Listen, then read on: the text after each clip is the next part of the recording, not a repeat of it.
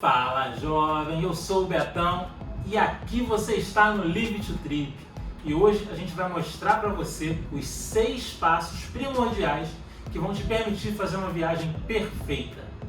Roda a vinheta. Não é só porque a gente está em quarentena que a gente tem que deixar de sonhar, não é mesmo? Então, se você está adiando alguma viagem para o próximo ano ou mesmo se já saiu na frente e está tentando aproveitar as promoções de pacotes que já estão sendo vendidas para 2021, o que você precisa de fazer de mais importante nesse momento é saber como montar o seu roteiro de viagem. Um roteiro de viagem bem feito vai te permitir gastar menos dinheiro, gastar menos tempo em deslocamento, fazer uma viagem menos cansativa e muito mais proveitosa. Mas, antes de qualquer coisa, se inscreve no canal para não perder nenhuma outra dica que a gente vai dar ainda ao longo dessa quarentena. E o primeiro dos 6 passos mais importantes na construção do seu roteiro é a escolha do destino. A escolha do destino, obviamente, vai estar ligada com todos os outros 5 passos, mas é nesse momento em que você é levado pela emoção, pelo desejo, pelo sonho, é que você precisa estar consciente de várias coisas. Por exemplo, o tempo que você tem disponível. Quanto tempo você tem de férias? Se você tiver 10 dias de férias, por exemplo, e for fazer uma viagem para o Brasil ou para a América do Sul, a gente pede para você levar em consideração 8 dias livres.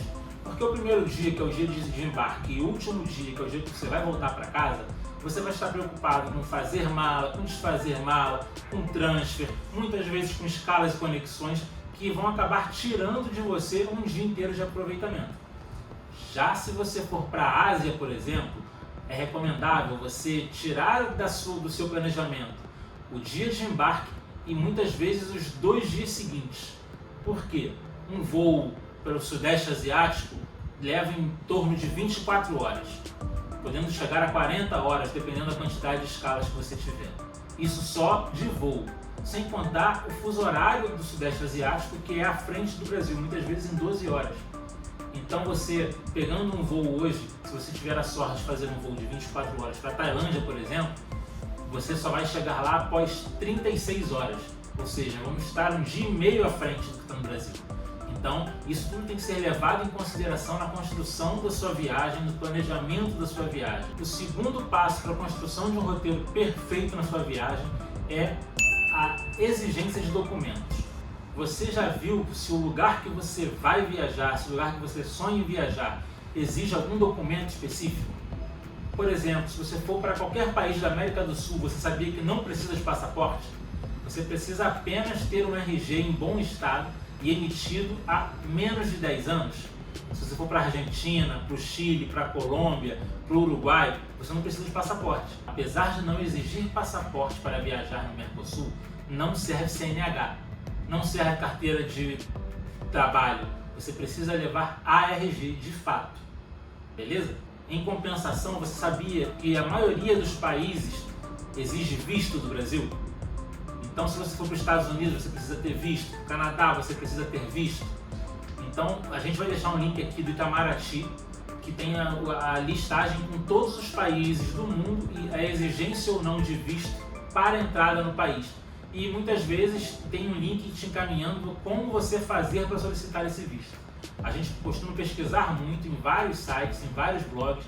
A gente vai geralmente no Ministério de Turismo do país que a gente quer viajar para saber a necessidade de visto ou outras coisas. Um exemplo muito interessante é em relação à nossa última viagem para a Ásia, onde a gente foi conhecer o Vietnã. O Vietnã exige um visto de entrada dos brasileiros. Você pode conseguir esse visto de 2 formas: diretamente no consulado do Vietnã, ou você pode aplicar o seu visto em uma empresa especializada, geralmente essa empresa é vietnamita, que vai te dar um convite para conhecer o Vietnã. E você, de posse desse convite, ao chegar na imigração no país, você vai ter um visto de turista emitido na hora lá. A gente escolheu essa segunda opção porque era mais fácil, mais tranquila e a gente não precisaria enviar o nosso passaporte para o consulado. Ele ficaria de posse com a gente, então a gente entrou em contato com a empresa emitiu uma carta, mandou pra gente uma carta por e-mail e de posse dessa carta, a gente, quando chegou no Vietnã, quando a gente chegou lá em Ho Chi Minh, apresentamos na imigração e foi nos concedido o visto por termos sido convidados por um vietnamita a conhecer o país. É um ponto muito interessante. Terceiro passo muito importante para você fazer um roteiro perfeito é verificar a exigência de vacinas no seu destino. Você sabia que para viajar para a Amazônia, por exemplo, é recomendado que você tenha a vacina de febre amarela? Inclusive no próprio site da Anvisa não diz que é obrigatório, mas é altamente recomendado que você tenha vacina de febre amarela, vacina de hepatite, para evitar se contaminar e contaminar terceiros na sua viagem. E em vários países do mundo, é obrigatória a vacina de febre amarela. Então você precisa sim tomar a vacina, você precisa se dirigir ainda a um posto de saúde específico ou mesmo a Anvisa nos aeroportos e pegar um certificado chamado CIVP, que é Certificado Internacional de Vacina e Profiláxia, algo parecido com isso. Minha editora vai brigar comigo porque ela não gosta que eu fale essas coisas, mas enfim, é uma cadernetinha amarelinha que te habilita a entrar nos países com certificado de vacinação internacional. A Tailândia exige, as Filipinas exigem, vários aeroportos do mundo que você vai fazer conexão, mesmo que o seu destino final não exija a vacina de febre amarela. Se o seu aeroporto do país que você está fazendo escala ou conexão exigir, você precisa apresentar sob risco de não continuar a sua viagem, como por exemplo o Panamá. Os Estados Unidos não exigem a vacina de febre amarela, mas se você for para os Estados Unidos pela Copa, que é a companhia aérea panamenha, e você vai parar na cidade do Panamá, você vai ser obrigado a mostrar a vacina, o certificado de vacina de febre amarela. E se você não tiver, você provavelmente será mandado de volta para casa. Conhecer as necessidades de vacina do país que você está indo também é uma obrigação do viajante. O quarto passo super importante na montagem do seu roteiro é dinheiro. É o ponto mais importante da vida, no caso, né? Quanto de dinheiro você vai precisar para levar na sua viagem? Geralmente a gente compra as passagens aéreas e reserva os hotéis com certa antecedência, para quando chegar a nossa trip a gente já está com isso pago e não comprometer o dinheiro, a verba que a gente separou para viajar. Então a gente, quando vai para a Europa, por exemplo, a gente faz uma conta média de 70 euros por dia por pessoa. Quando a gente vai para os Estados Unidos, a gente faz uma conta média de 60 dólares por dia por pessoa. Quando a gente vai para a Ásia, algo em torno de 35 dólares por dia por pessoa. E isso a gente está falando em dinheiro para se locomover, em dinheiro para comer, beber, que a gente gosta de beber, em dinheiro para visitar e conhecer os pontos turísticos. Então não é, eu tenho R$1.000 e quero ir para Portugal.